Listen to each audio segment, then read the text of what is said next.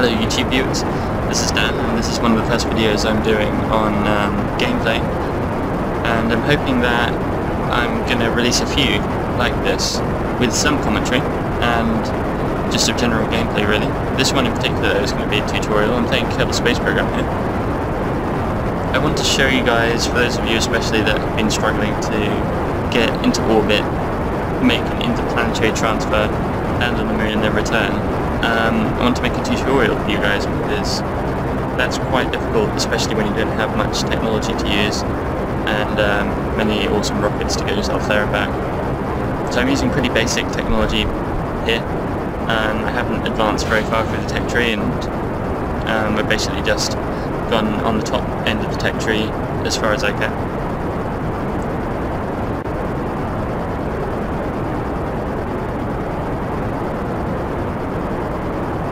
I'm going to make sure I keep my velocity below 200 meters per second, because otherwise, whilst you're under about 100 kilometers, you're going to be working harder against the atmosphere than you need to, so that's going to be slightly less efficient.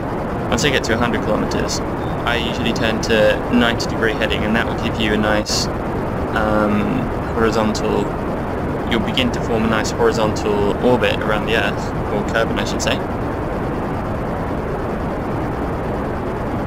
You're going to need to be able to get your velocity up to it quite high to be able to get yourself into orbit from here. And that, as you can see, I'm using MechJab at the moment, and the amount of delta V that I've got relates to how much faster I can get this thing to go. So once I've formed the beginning of the orbit, I will stop burning and wait until I get to the apoapsis, where I can then push my periapsis out by burning prograde, and that's the prograde marker you can see me burning towards there on the gimbal, and that should circularize the orbit. It's as simple as that. The difficult bit obviously is trying to make a ship that can actually get you there, and the more stages you pile on it on the outside, the easier it's going to be in general. Obviously that's going to weigh the ship down more, so you have to balance it. Can take some trial and error.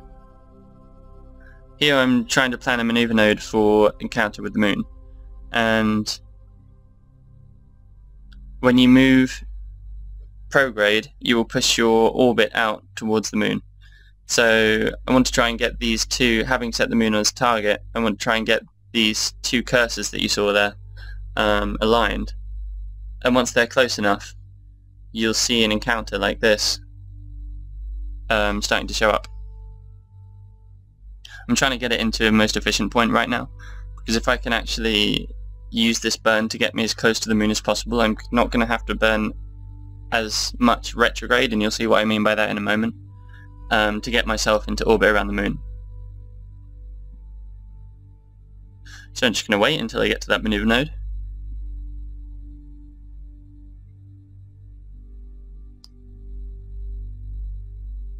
Quite easy to forget sometimes when you're speeding up time so much, and you can miss them. If you miss them, you just have to go around again usually. One thing I should mention is that my orbit around Kerbin is at around 200 kilometers. If you are below that, somewhat below that, you can just get dragged back into Kerbin. So you might have set yourself up a nice circular orbit, but if it's not high enough, you'll just fall back down. So you've got to make sure it's probably around 200 kilometers.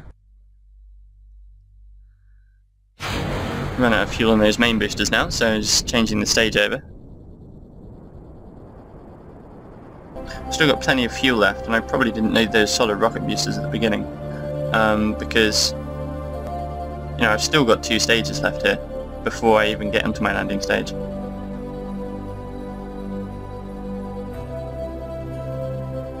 So here we are. I've encountered the moon, and now I've got the opportunity to burn retrograde in order to circularize that orbit and start to get into orbit around it. The most efficient place to do that by far is at the apoapsis, and if you plot a maneuver node there, you can see roughly how long it's going to take you to burn to get yourself into orbit there. And it's not that long. Around other planets, if I do some tutorials on them at some other time, you'll see that that burn is a lot longer to try and get yourself into orbit. Like around Duna, for example, is several minutes. So you really need a very, very efficient ship for something like that.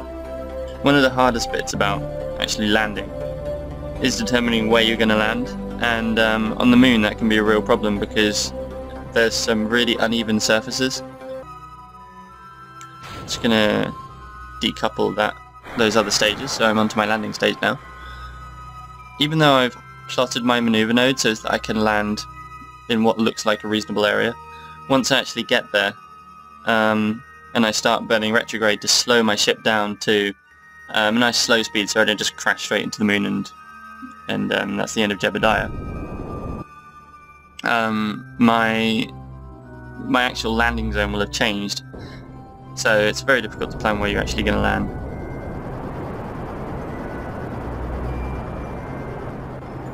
I'm using MechJeb here for probably what I find the most useful thing it can do.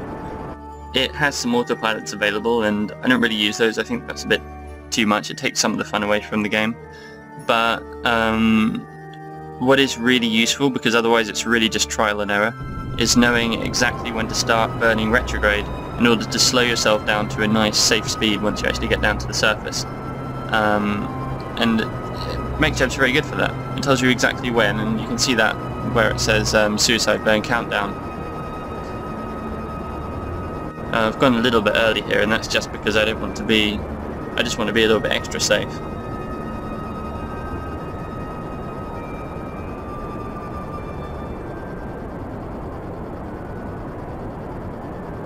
Jebediah doesn't look too worried. He knows this is going to go well.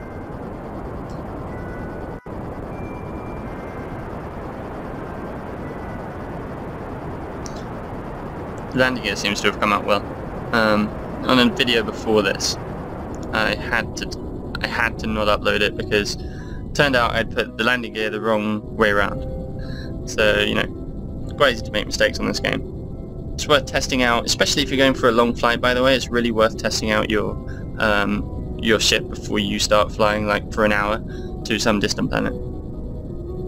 I should really explain exactly how I'm getting myself down at the moment, because this is probably the hardest bit. The retrograde marker, you want that to be right over the pole of the gimbal, and if you burn on the opposite side of it, it will move away. So for example, if I burn above it here, you'll see the retrograde marker starting to move away from me, like I did there. If you burn too much, you'll start to leave the surface, and that will change the retrograde marker back into the prograde marker, because then you're leaving and going a different direction. So here we are. Landing's probably the hardest bit, as long as you know roughly how to take off and use the stuff that I said in terms of actually getting yourself into orbit and when to turn and which heading to turn to, then you'll be fine. But landing does require a little bit of skill, just getting that retrograde marker over the pole of the gimbal. Take some samples, get some science, buy some stuff. I'm liking that in career mode at the moment. I think it's really good that they've added that, and it's working really well. I'm finding that it gives you something to do. Before they added that, there was really just sandbox mode. You didn't really, when you actually land on a planet, there's not really a lot to do. It's great fun flying there and landing, but once you get there's not really a lot to do. But now there's some other things. You can do some experiments and stuff like that. The best way I've found, the most efficient way to leave a planet, is just to fly straight up until, well, at least with the moon, just to fly directly up until you escape its gravitational pull. So that's what I'm going to do here. Hopefully I've got enough fuel.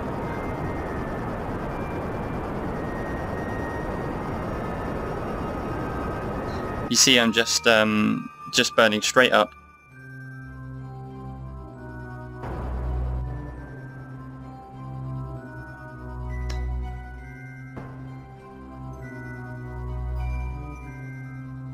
A little tip if something's taking a bit too long is to, you can't always speed up time whilst the engine's on, and also whilst you're below a certain distance above a planet's surface. But if you press Alt and then the key that you would normally press, the full stop, then it'll speed up time at least up to 4 times. At most up to 4 times.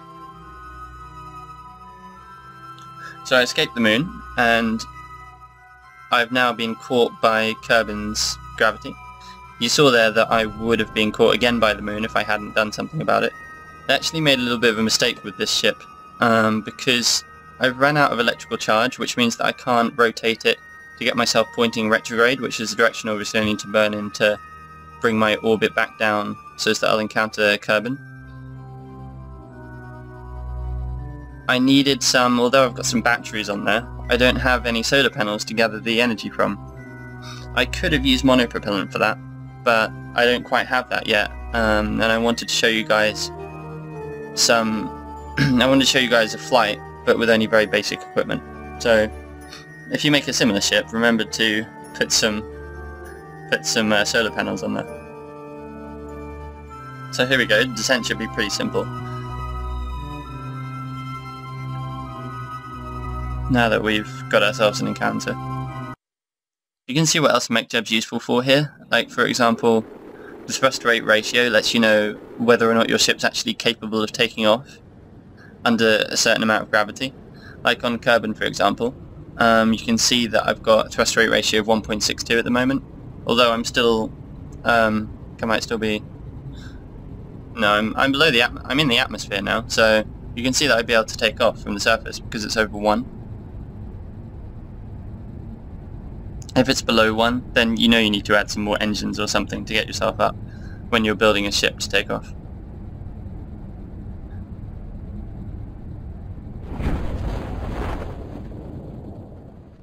So this looks like it's gonna go well. I've got plenty of parachutes here, so I'm making sure that I'm going to slow down enough and not. It doesn't take much speed to actually completely destroy the ship, so you have to really slow down a lot. Zebediah is very pleased with that journey. Look at him. He's just in awe. He can't believe it. He was very brave to volunteer for this mission. He did die several times before this actually went well. And I think it is worth, by the way, just making sure you save at the right times in this game too. Anyway, there we go. So, plenty of science, and a successful mission.